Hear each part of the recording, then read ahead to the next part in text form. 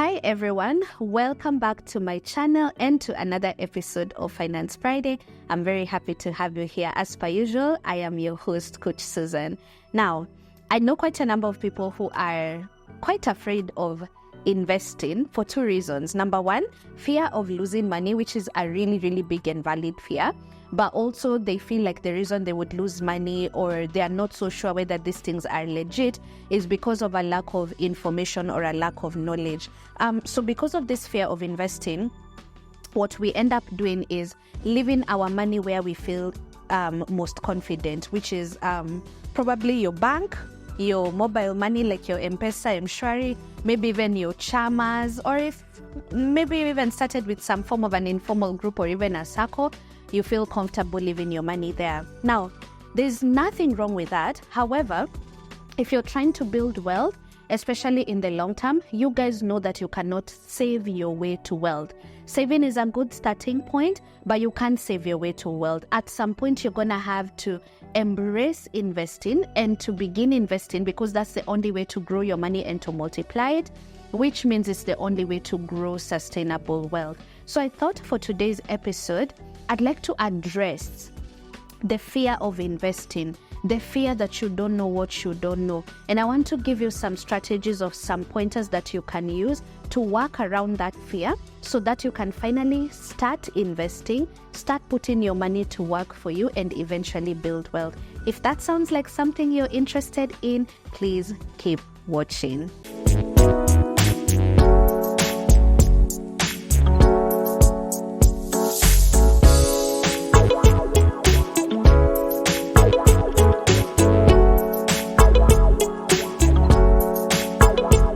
So the first strategy or the first thing that you need to do is invest in what you know and understand.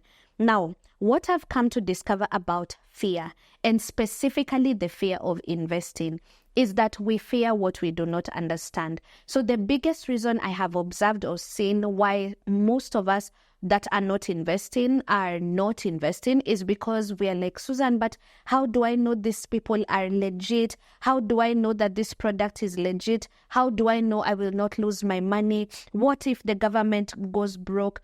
All those are very valid questions. What I get surprised at is that when we choose to stay afraid instead of actually getting educated.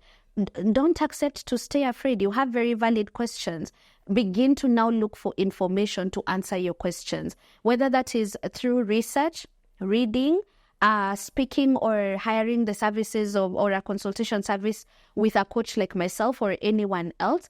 The biggest concern here is not that you're afraid that, the government will go broke or that this company may not pay you. It is that you do not know what would happen in that case. And more often than not, I keep telling my clients that there is response to literally any of those questions that you have. There is a response to what would happen to your government bills and bonds if the government was to default. There is an explanation to how you can get to learn that a company is legitimate. There is answers to how do I know my pension fund is safe with this company. I mean, I keep telling people, for example, like retirement planning is one of the things that we must do, and we must open a pension fund. And so many times I get the question, Coach, this is money that I'm putting aside for 20 years, 30 years. How do I know my money is safe? What if that company collapses? Most of us just stop there at asking that question. So we stay fearful instead of staying or getting educated.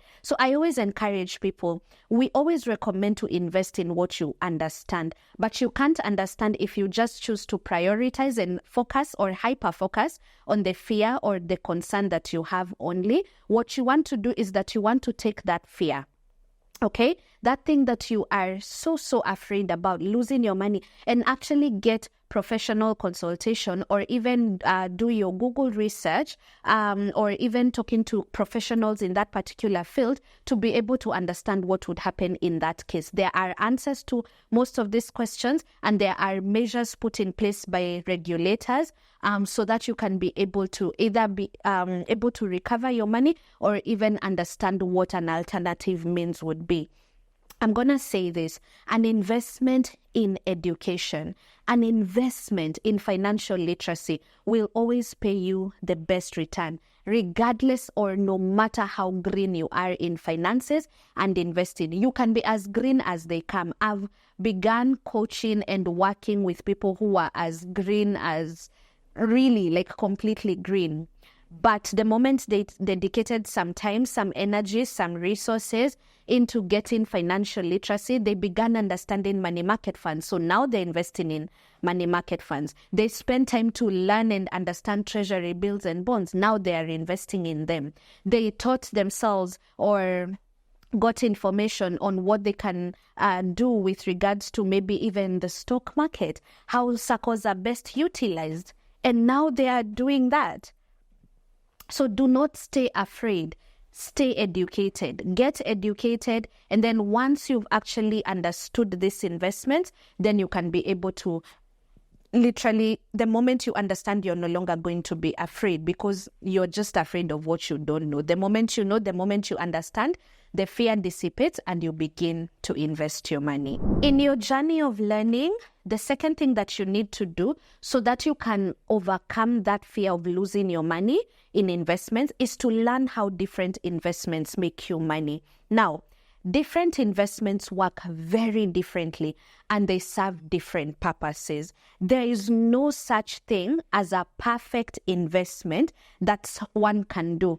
And this is, I genuinely feel like even on my DMs and in my emails, I get people emailing me or sending me messages. Hi, coach, I have this X amount of money. Where is the best place to invest that money? And you're pretty much going to get disappointed if you ask me that question, because the truth of the matter is that there is no such thing as one perfect investment or this one investment that is actually going to help you to achieve all your goals. Okay? That's why we always encourage you to build an investment portfolio.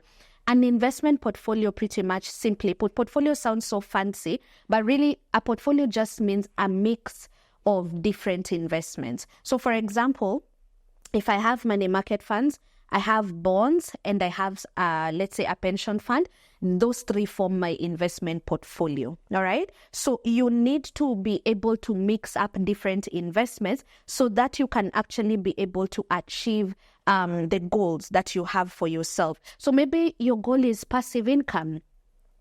Maybe you have a goal of early or comfortable retirement. That is going to be served so differently. Maybe your goal is to buy a property and build a home. How you're going to accumulate money for that is going to be so different from how you would accumulate money to be able to take your child to high school in the next 6-7 years. So learn how different investments make you money. One investment can be able to make you money very quickly in the short term. And another investment makes you money when you leave it invested and untouched. Like, for example, the stock market requires someone to be a consistent investor or to put a lump sum amount of money and to leave your stock market investments alone for at least 10 to 15 years if you're after dividend income or passive income from stocks. So it's so important for you to understand how different investments make you money, because so many of us have goals, the right goals, but we are using the wrong investment products or the wrong the wrong investment avenues, or even you're not using one at all, right? So some of us will lose money. You think you lost money, but it's not because you lost money. It is because you used the wrong investment for the wrong reason, right? So please get to understand how different investments will actually make you money. That is so important. The third thing that you need to do so that you can begin to address the fear of investing and the fear of losing money is to learn how to do proper due diligence for yourself. Now, your friends recommending you is not proper due diligence. A family member who works there recommending you is not proper due diligence. An influencer you trust selling the product or saying they've invested in the product is not proper due diligence. So what is proper due diligence? Due diligence is a personal research process, okay, that ensures you do not just understand the company, but you understand the actual product and how it works. All right? And 3 of the most important questions that you can ask yourself or an agent or a salesperson selling you a product or a service is A, what is the underlying asset in this investment? If I invest in Mansa X fund, for example, what exactly am I investing in? If I invest in CIC money market fund, what is the underlying asset in that investment? If I choose to put my money in, let's say, the VUCA Real Estate Investment Trust, what is the underlying asset? Is my money being invested in real estate? What kind of real estate? Is my money being invested in foreign investments? What kind of foreign investments? Is my money being invested in bills, bonds? You need to know exactly where your money is being invested, which would then lead some of us to begin to educate ourselves, right, on the different asset classes. Okay, so number 1, what is the underlying asset of that investment? In other words, where's your money being invested? The second most important question to ask any person or company selling you an investment is to now, after you've understood the underlying asset of that investment, understand what is the risk associated with that investment.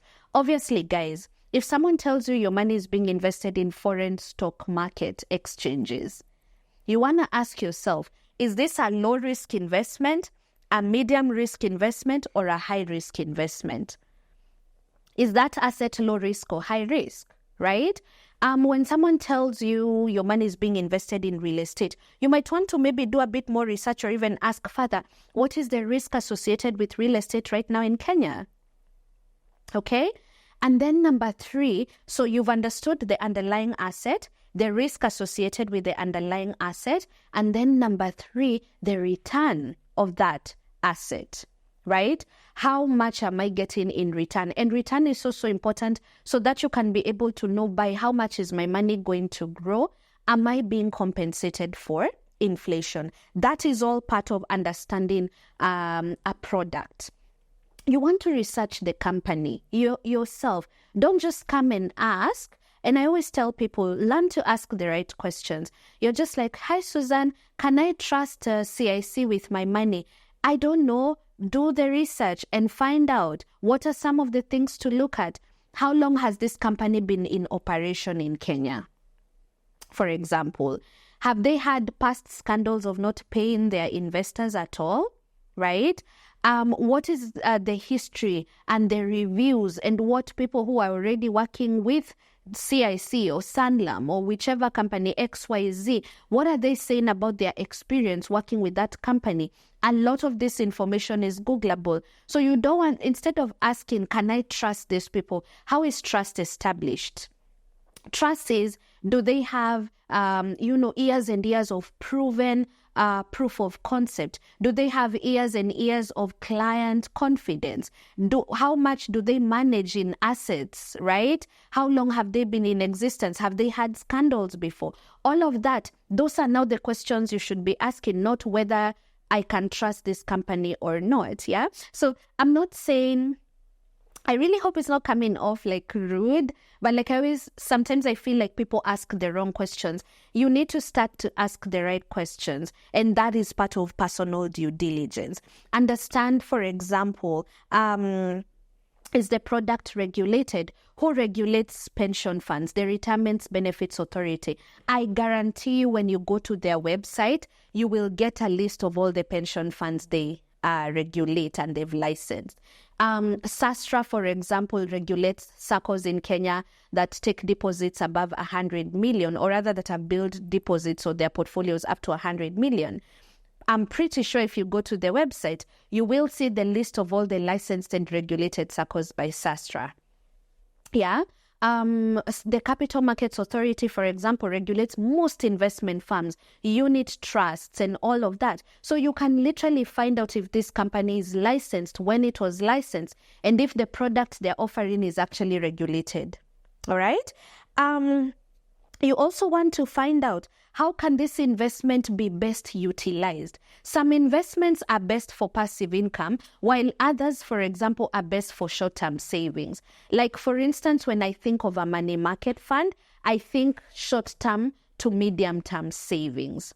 Right? I'm thinking emergency funds. I'm thinking building money for school fees. I'm thinking having like a sinking fund. Those are the things that we are actually looking at, right? But if I want, for example, to plan for my retirement, I would not take a 10-year life insurance product, and I'm just 30. So you're 30, you're 40, you know for a fact you're not retiring in the next 10 years, but some insurance agent is selling you a life insurance product. So you're asking yourself, am I looking for a retirement product, like a retirement fund that will pay me when I'm retired, or am I looking to buy a life insurance product? Right? So this is what I'm saying. Can we stop copy-pasting other people's investment choices and using friends, families, and influencer recommendations as our avenues for proper due diligence? I've always told people, understand for yourself. Understand in such a way that you can explain to a child or even explain to your grandma or grandpa how this investment works. That's the most powerful way to overcome investment fear. I remember earlier on this year, we had a bit of concerns around like the government defaulting on treasury bills and bonds. And I talked to very different people. I saw people literally liquidating and like what we call rediscounting their treasury bills and bonds, some even at a loss because they were so much in panic and afraid because they thought, the government is not going to be able to pay us back. And I also saw another bunch of people, and I'm one of those people who were just relaxed and waiting it out because it's not the first or the last time that a government has had a cash crunch issue. But then to the point that it gets to a default that you are going to lose even your capital, there are quite a number of things that would literally have to happen, which would literally even mean utter collapse of our systems in terms of the monetary policy and our government generally. That's literally a worst case kind of a scenario economically for any country. And you can literally always tell. I've seen people who put their money in the stock market, and at the first glance of just any short-term fluctuation, they panic and they want to withdraw. And anyone who has learned or understood the stock market knows that you have to give it time, that it is normal for it to have short-term fluctuations. It's normal for you to wake up one day and find your portfolio in the negatives. And people who have chosen the right stocks, especially for long-term investing, know that these short-term fluctuations are normal, but in the long run, the stock market has been known to generate good results, especially if the company grows and continues to become profitable. So learn how to do proper due diligence for yourself. Ask the right questions. Ask the right people. Again, we've said we are no longer staying fearful. We are staying educated. All right. The fourth thing that you need to do is diversification. Most of the fear most of us have in investing is because some of us have an all or nothing mindset. Again, we think that there is this one big, powerful investment or this one thing that will change your life. It's like the mindset some of us have around property and land ownership. Like there are people who just believe that this is the only way utaomoka. You need to buy land and then you build and then you become a landlord and you put up rentals. Literally anything could happen to that particular one piece of property. And if you'd put all your eggs in that one basket and something happens to either the real estate landscape in that area, then you would stand to lose almost everything.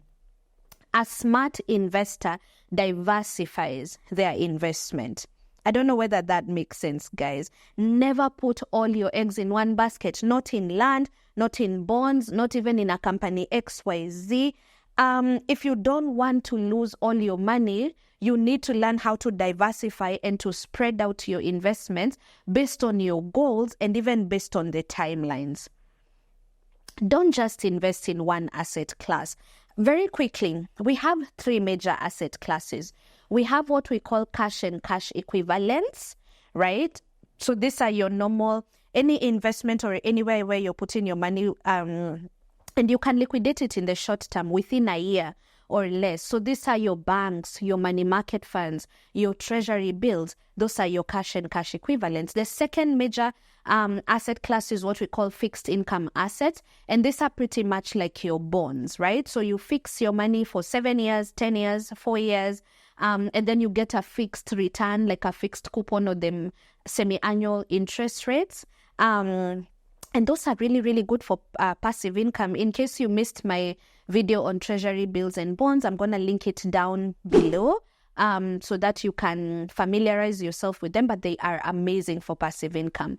And then we have the third one, which is equities. And equities is stocks, index funds, indices, those kinds of things where you're you're putting your money in well-performing companies so that as their income grows, as their profits grow, then you're able to earn passive income through dividends and also capital gains because you're an investor. So as the company does well, your money also does well because it's working for you. Then now we have the alternatives, real estate, venture capitalism, the people who are big on blockchain, the cryptocurrencies and all of that. All these are asset classes. You want to learn how to actually spread out your money and diversify your money in different asset classes. Why diversification is important is because if one of your investments does not perform so well, you didn't have all your money there. You can fall back on 2 or 3 other different investments that you had put aside. And guys, imagine you don't have to have like 10 different investments. You just need 3 or 4. A maximum in your whole entire life, just 3 or 4 different assets, and you're good to go. You could, like, for example, I personally have like my money market funds for short term to medium term. I have my retirement fund, obviously for retirement planning. I have my treasury bonds for passive income, and I have my stocks and foreign currency investing, and that's pretty much it. Yeah. So with time, I may add other things, but so if for one reason or the other, my treasury bond does not do so well, I've created some form of a liquidity with my short-term investments. Right? And this is one of the reasons why earlier on this year, I was not worried about a default, because that's not the only money I was depending on. A default would mean that the government would delay in paying us back. And sometimes these delays happen if there's a cash crunch issue. So many of us are worried because we're worried because probably that's all you had. It is so important to diversify, because when one thing is not working out like you had planned or anticipated, you can always fall back on something else. So diversifying will really help you with dealing with that fear of investing. Another thing that you can do is to understand the recommended time horizons. Let me tell you guys, this one is a big one, because one of the most disappointed groups of people are those who have invested in products without understanding the best time horizon for those products to work. Guys, I've met someone who literally put money in a money market fund for 2 months. And I think month 1, they put like 5K, and then another month they put like maybe 4,000, 5,000. And they came to me complaining like, how much interest is this? I got 90 bob. I'm like, honey, darling, how much exactly did you expect? Right? We need to understand, like, for example, money market funds, as an example, they work with compound interest, and your interest is compounded on a monthly basis. I also remember that disappointment when I first joined an MMF. And like I was looking at my numbers after month 1, month 2, I'm just like, what was the hype here, really? Now, for example, my emergency fund that I've had since 2020, and now it's almost 4 years, the interest is nice. It's interesting. You know why? Because number 1, I've been topping up that account consistently, so I've built my deposit, but also as compound interest is a factor of time. The more you leave your investment untouched, the more you don't interrupt it, okay, and you just let it grow, you give it time, the numbers start making sense, right? It's like what I mentioned earlier about stock market investors. I'm seeing a lie going around like telling these young kids that they can just do forex and do stock market investing now at wataomoka in 1 year. Guys, can we just be serious, people? Can we be serious? If it was that easy to make money, ladies and gentlemen, people who are trained as portfolio managers, investors, they'd have retired. If it was just that easy kuomoka overnight, or, to build wealth in 2-year period, why would we, people who have worked in finance and investments, still be grinding and working, yet we have this information and privilege to know that there's something that can make me money in 2 years and I just retire? Tuache kudanganyana, guys. Okay? Understand, some of these investments will require long-term commitment, not just of time, but of money. All right? And then some other investments, it's so easy for you to reap the benefit maybe in a year's time, like your money market funds. Your SACCOs will pay you at least an annual dividend. But again, it's very highly dependent on what you have. So there are investments that are meant to be left alone for very many years for the return to make sense.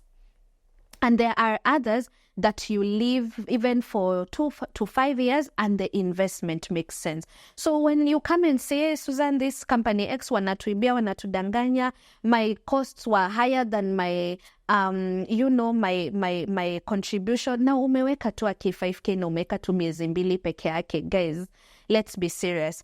Different investments work with different time horizons. And I've always advised, if you want even the simplest portfolio, a starting point, just do this. Have one investment for the short term, one investment for the medium term, and one investment for the long term. You've already done some form of diversification. And when you begin to understand the time horizons, this whole narrative of we lost money or mtu anatuibia or my portfolio went in the negative, it will begin to dissipate because you will understand that different investments work with different time horizons, and some of them you really need to leave them either for the medium term to long term for them to make sense, while others will make sense even the first 6 months to a year of you consistently investing. Okay? Finally, we need to understand that you're not going to get it right all the time. There is no such thing as a risk-free investment. That is why when we are classifying investments, we put it as low risk, medium risk, or high risk. We've never said no risk. In fact, when I even think about life generally, I don't think or even believe that there's any such thing as a no risk anything, right? Now, when you understand that, you're going to begin to choose investments having that thought in mind that you're not always going to get it right all the time. And to remind you guys of Chase Bank, for example, here in Kenya, so many of us feel like my money in the bank is the safest. So we are afraid, because we are so afraid of investing, we leave our money in the bank. Chase Bank was a good example of a bank just like any other, just like our KCBs, our cooperatives, our Standard Chartered, our ABSAs, whatever bank you use. Chase Bank was just a bank like them. And those people went under. We can wake up today and this bank that you feel that, where you feel that your money is the safest, your money, rather they could go down. I've seen people, I've personally been a victim of money being siphoned from my Stanchart bank account. But then the team at Stanchart is so amazing. I had to wait some 30, 40 days, but then they were able to wire the money back to me. It was just a case of this online hackers and fraud issue. But like, that's a possibility. You can wake up one day and the money is not in your bank account. Matter of fact, I'd like to also bring your attention to something else. If you're afraid of investing your money, and that is the reason why you just leave it lying in your bank account, not earning any interest for you, not helping you beat inflation, I actually need you to know that currently, as we speak right now, you're already losing money to inflation. Can I repeat that? If you're afraid of losing your money in investing, and you've just left it in your current bank account and in your M-Pesa because that's where it feels safe, I need you to know that you're already losing your money to inflation. Because with inflation at 6 to 7%, it means that the cost of living, the cost of goods, services, and commodities has gone up by 6 or 7%, which means that the purchasing power of your uninvested money has declined by 6 to 7%, which means that this whole year, if your money stayed in the bank account, by the end of the year, you'd be 6% poorer, if not 7% poorer. So you're already losing money to rather to inflation. All right. So what I always tell people is that you learn to just start small. We started by saying we are not staying afraid, we are staying educated. Begin to educate yourself and just start small. Start with that simple money market fund. Jamani ata jaribu kufungua tu moja. Just try to open one, right? Put your 5,000, 6,000, leave it there for 3 months and see if it's gonna get lost. See if they're gonna run away with your money. Yeah? And then if they don't run away with your money, add another 5,000, 6,000. Observe for another couple of months, maybe even a year if you're skeptical, and see if you're actually going to lose your money. Most of the fear of investing that we have is actually in our heads. So go out of your way and start small. Start small. Start with that simple money market fund. Build up your way to getting, if you just want to try treasury bills and bonds, don't go for a 7-year bond. No. Start with a 91-day treasury bill. Just put your money there for 91 days and observe if the government will actually pay you back or not. When you do that, you can begin to now build up from that point. Yeah? And let's even assume that in a worst case scenario, that you put money in an investment and for one reason or the other, within or out of your control, you lose money or the investment does not pan out the way you anticipated it would. Let's just learn to identify what was wrong. Was the mistake on your end? Was it a lack of knowledge and a lack of understanding of how this thing worked? Was it a lack of due diligence, or was the fault completely on the side of the company? Maybe they were a scamming company, but then most of us should have known that had we done proper due diligence instead of just copy-pasting what other people are doing, right? So even if something happens and an investment does not pan out, can we just learn to investigate and acknowledge where we went wrong? Let's learn to investigate and acknowledge what went wrong in the first place and then learn from those mistakes and do better. The fear of investing and entertaining that fear and living in that fear for years and years and years, it will only keep you broke. It won't keep you safe. It will keep you broke. Because remember, inflation is still doing its thing. Remember, wealth creation cannot happen if you're just hoarding your money and leaving it uninvested. Okay? So I really hope that our discussion today was impactful and helpful for anyone who's been struggling with making that decision of whether to invest or not. I do have a basics of investments class. And this class is such an amazing resource that I did.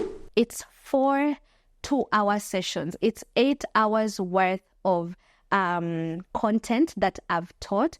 I'm talking unit trusts and money market funds. I'm talking foreign currency investments. I've dealt with treasury bills and bonds, retirement planning. It's literally like the class that a lot of my students have taken this class. It's been amazing for them. It's helped them dissipate all these fears of investing. And one of the most interesting things about this class is that I've actually taken the time to give actual recommendations, demonstrations of how to calculate your interest.